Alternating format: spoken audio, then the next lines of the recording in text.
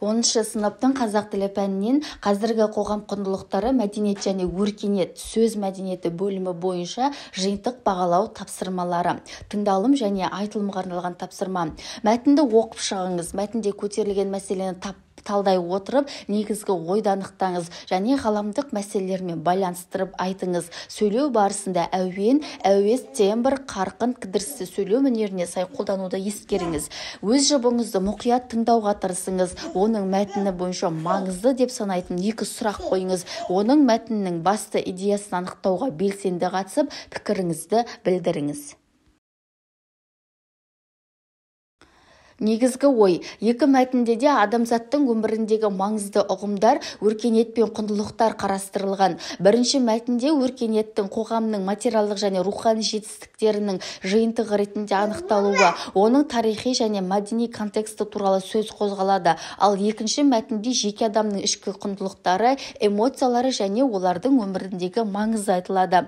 Ғаламдық мәселелермен байланысы. Өркениет мәселесі қазіргі таңда жаһандану, мәдени әртүрлілік және экологиялық дағдарыстар контекстінде үлкен маңызға ие. Әлем халықтары арасындағы мәдени байланыстар, олардың өзара әсерлері адамзаттың өркениеттік дамуының жаңа парадигмаларын қалыптастырады. Ал екінші мәтінде көрсетілген құндылықтардың мәні бүгінгі қоғамдағы әлеуметтік саяси тұрақтылық, адамгершілік және жеке тұлғаның дамуы үшін аса маңызды. Құндылықтарға назар аудару адамның психологиялық денсаулығы мен қоғамдағы үйлесімділікті сақтауда да маңызды рөл атқарады.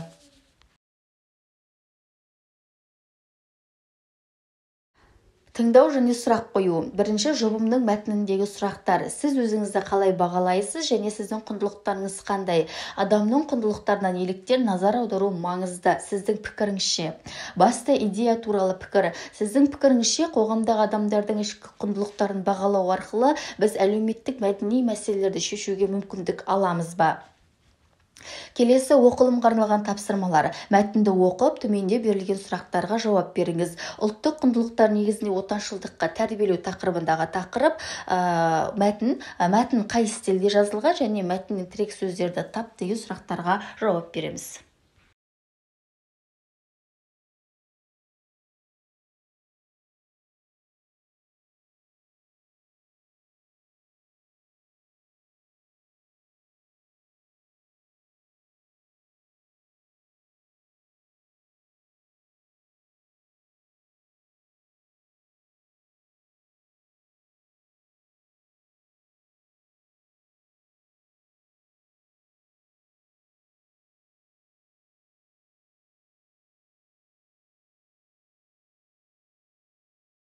Қазақ халқының ақыны, ғалымы Мағжан Жұмабаевтың «Жас бала, жас бір шыбық, жас күнде қай түрде иіп тастасаң, есейгенде сол иілген күйінде қайтып алмақ» деген тұжырымдаманы өз көзқарасыңмен жаз.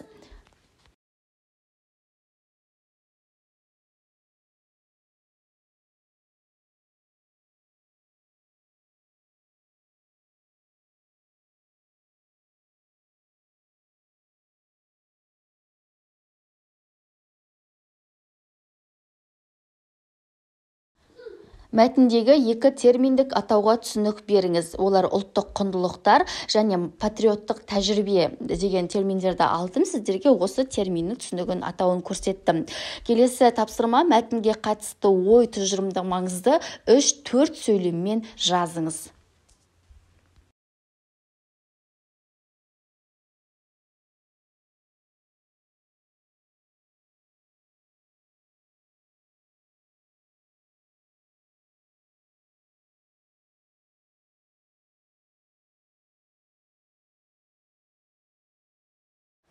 Жазылымға арналған тапсырма. Төменде берілген 2 тақырыптың бірін таңдап, эссе жазыңыз. Жазылым жұмысында қажетті мәліметтер мен лексикалық құрылымдарды қолданып, көтерілген мәселе бойынша өз ойыңызды дәлелдеңіз. Орфографиялық нормаға сай жазыңыз, сөз санын көрсетіңіз.